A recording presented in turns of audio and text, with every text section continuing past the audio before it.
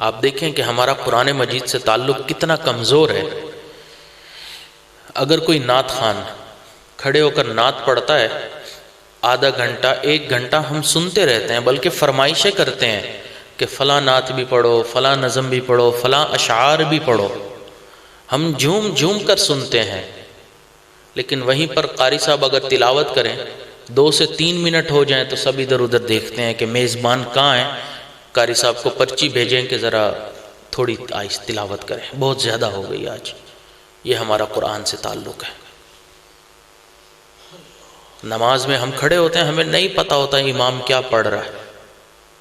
اب اتنا تو ہمارا قرآن سے تعلق کمزور ہے نا کہ جب قاری صاحب تلاوت قرآن کرتے ہیں، جھوم جھوم کر رہے ہوتے ہیں، اب وہاں پر جہنم کا تذکرہ اگر وہ مثال کے طور پر کر رہے ہیں، اللہ تعالیٰ مثال کے طور پر وہ آیت پڑھتے ہیں جس کا مفہوم ہے کہ اللہ تعالیٰ ہمیشہ ہمیشہ کے لیے جہنم عطا فرمائے گا، ہمارا تعلق اتنا کمزور ہے کہ ہم اس پر بھی کہتے ہیں سبحان اللہ، کیونکہ ہمیں پتہ ہی نہیں کہ رب ہمارے سے کہہ کیا رہا ہے۔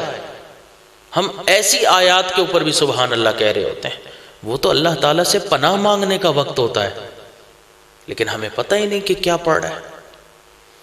حضرت حسن بصری رحمۃ اللہ علیہ کے پاس ایک شخص آیا، آ کے کہتا ہے حضرت معلوم نہیں کہ ہمارے دل سو گئے۔ حضرت نے پوچھا کیا ہوا؟ کہتا ہے کہ حضرت آپ قرآن مجید کا درس دیتے ہیں، حدیث مبارکہ کا درس دیتے ہیں، لیکن ہمارے دلوں پر کوئی اثر نہیں ہوتا۔ تو حضرت نے فرمایا کہ اگر ایسی بات ہے تو یہ نہ کہو کہ ہمارے دل سو گئے، بلکہ یوں کہو کہ ہمارے دل مو گئے، مر گئے۔ اس نے کہا حضرت یہ کیا مطلب؟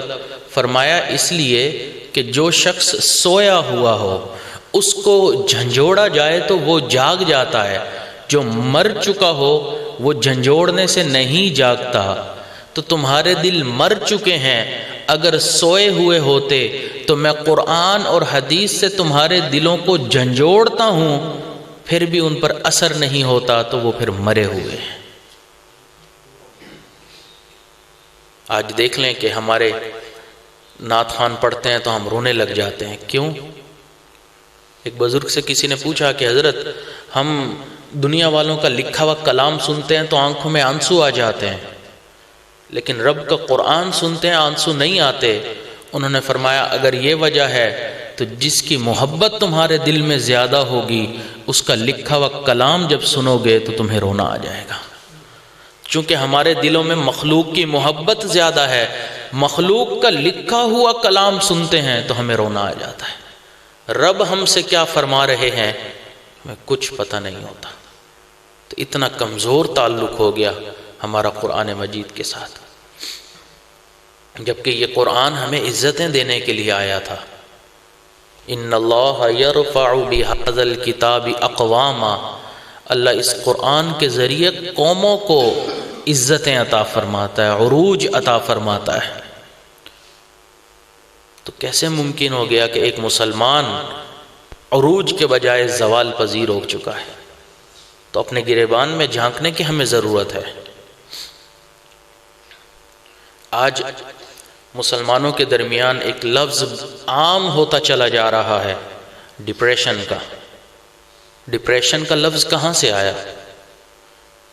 یہ عربی زبان کا تو لفظ نہیں ہے، اردو زبان کا بھی لفظ نہیں ہے، یہ جس زبان کا لفظ ہے نا یہ وہیں سے آیا ہے۔ ڈپریشن اور مسلمان اس کا آپس میں جوڑ بنتا ہی نہیں ہے۔ ہاں غیر مسلم کے اندر ڈپریشن ہو تو سمجھ میں آتا ہے، کیوں؟ کیونکہ اس انسان کا اللہ رب العزت سے تعلق نہیں، قرآن سے تعلق نہیں، اس لیے آپ دیکھیں کہ ڈپریشن کا عربی میں کوئی لفظ نہیں ہے۔ اردو میں بھی اگر آپ نے بولنا ہو نا تو آپ کو ڈپریشن ہی بولنا پڑتا ہے۔ اردو کے اندر بھی اس کا کوئی ہم معنی مفہوم یا وہ نہیں ہے۔ اب اگر نکل گیا ہو تو الگ بات ہے، لیکن پہلے نہیں تھا۔ کیوں؟ کیونکہ ڈپریشن سے مسلمانوں کا تعلق ہی نہیں تھا۔ جب سے ہم لوگوں نے قرآن سے اپنے تعلق کو توڑا ہے تب سے مسلمانوں میں بھی ڈپریشن آنا شروع ہو گیا ہے، یہ ڈپریشن کا شکار ہو گئے۔ تو اس لیے قرآن مجید سے انسان تعلق مضبوط کرے۔ یہ پریشانیوں کو ختم کرنے کے لیے آیا ہے، پریشانیاں بڑھانے کے لیے نہیں آیا۔ آج گھر کی خواتین مختلف وظیفے کرتی ہیں، مختلف لوگوں کے پاس جاتی ہیں کہ وظیفے بتا دو، عاملین کے چکروں میں پڑتی ہیں۔ قرآن مجید ہمارے گھر میں موجود ہے، جو ہماری پریشانیوں کو ختم کرنے کے لیے ہے، ہم اس کی تلاوت کرتے کوئی نہیں۔ ایک صفحہ بھی پڑھنے کی ہمیں ایک دن میں توفیق نہیں ہوتی ہے، ایک سپارہ تو دور کی بات ہے۔ حفاظ مشکل مارے باندھے ایک سپارہ پڑھ لیتے ہیں، وہ بھی مجبوری ہو تو، ورنہ رمضان آئے گا تو دیکھی جائے گی، باقی سال تو ختم۔ حضرت والد صاحب فرماتے ہیں میرے پاس ایک نوجوان آیا جو عالم بھی تھا، حافظ بھی تھا۔ اس نے کہا کہ حضرت 9 سال گزر گئے، ایک مرتبہ بھی مکمل قرآن مجید کی تلاوت نہیں کی۔ یہ آج ہمارا حال ہے، حافظ ہے، عالم ہے۔ علماء کرام نے فرمایا کہ ہر مسلمان پر ایک سال میں 2 مرتبہ قرآن مجید مکمل پڑھنا واجب ہے۔ نبی علیہ الصلوۃ والسلام نے اپنے آخری سال میں حضرت جبرائیل علیہ السلام کے ساتھ 2 مرتبہ قرآن مجید کا دور کیا تھا، تو 2 مرتبہ تو واجب ہے، تو ہمارے سے تو واجب ہی پورا نہیں ہوتا۔ عشاء کے بعد کے جو وتر ہیں وہ واجب ہیں، وتر اگر پورے نہ پڑھے جائیں یا نہ پڑھے جائیں تو عشاء کی نماز نہیں ہوتی ہے۔ تو آپ سوچیں کہ یہ واجب ہم جو فرض کے بعد جس کا درجہ ہے، فرض کے قریب قریب ہی واجب کا درجہ ہوتا ہے، اگر ہم واجب ہی ادا نہیں کر رہے اور پھر ہم نوافل کے پیچھے پڑے رہیں تو اس کا کیا فائدہ؟ پہلے فرائض تو پورے ہو جائیں، پہلے واجبات تو پورے ہو جائیں۔ تو 2 مرتبہ تو کم از کم ہم پڑھیں، چاہے تھوڑا تھوڑا کر کے پورے سال میں پڑھ لیں، چاہے ایک ہی وقت میں 2 مرتبہ پڑھ لیں، ایک دن میں پڑھ لیں 2 قرآن مجید، واجب پورا ہو جائے گا۔ تو اس لیے قرآن مجید سے تعلق مضبوط کریں۔ یہ قرآن مجید جو انسان کا تعلق ہو جاتا ہے نا، اللہ تعالیٰ اس قرآن مجید کی برکت سے اس انسان کے ایمان کو محفوظ فرما دیتے ہیں۔ اب آپ اندازہ لگائیں کہ اگر انسان کا ایمان محفوظ ہو جائے کتنی بڑی سعادت ہے۔ ایک نوجوان بیرون ملک چلا گیا نوکری کے غرض سے، تو وہاں ایک آفس میں اس کی نوکری لگ گئی، جاب لگ گئی، جاب کرتا رہا، لیکن جاب کے دوران اس کا اپنی کسی خاتون کولیگ کے ساتھ بات چیت شروع ہو گئی، ہم کلامی ہو گئی۔ اب یہ بھی نوجوان تھا، وہ لڑکی بھی نوجوان تھی، تو آپس میں جب بات ہوتی ہے تو ظاہری بات ہے کہ پہلا دروازہ ہی ہم کلامی ہے۔ جب انسان بات چیت کرتا ہے تو پھر اس کا دل چاہتا ہے دیکھنے کو، پھر بات اور کرنے کو۔ تو اس کی بھی بات چیت شروع ہوئی، پھر وہیں سے آپس میں محبت کا تعلق شروع ہو گیا۔ ایک وقت آیا کہ اس نوجوان نے کہا کہ میں آپ سے شادی کرنا چاہتا ہوں۔ تو اس نے کہا کہ دیکھو میں خود سے تو فیصلہ کر نہیں سکتی، آپ میرے والدین سے بات کرو۔ تو اس نوجوان نے کہا ٹھیک ہے۔ اب یہ اس لڑکی کے والدین کے پاس گیا تو انہوں نے کہا کہ دیکھو بھائی، آپ ہو مسلمان، ہم ہیں عیسائی، تو اس وجہ سے تم شادی تو کر نہیں سکتے، لیکن اگر تم پھر بھی زور دیتے ہو کہ تمہیں ہماری بیٹی سے شادی کرنی ہے تو ہم تیار ہیں، تمہاری اچھی جاب ہے، تم دکھنے میں بھی اچھے ہو، پیسے والے ہو، لیکن ہماری کچھ شرائط ہیں۔ ان میں سے ایک شرط تو یہ ہے کہ تم اپنے والدین جو کہ پیچھے تمہارے ملک میں ہیں ان سے تعلق توڑو گے۔ دوسری شرط کہ تمہارے جتنے مسلمان دوست ہیں ان سب سے تعلق ختم کرو گے۔ تیسری بات کہ جس شہر میں تم اس وقت رہ رہے ہو یہاں سے دور کسی اور شہر میں جا کر نیا گھر بساؤ گے۔ چوتھی بات کہ مسلمانوں والے جتنے کام ہیں تم وہ سب نہیں کرو گے، تمہارے کسی عمل سے پتہ نہیں چلنا چاہیے کہ تم مسلمان ہو۔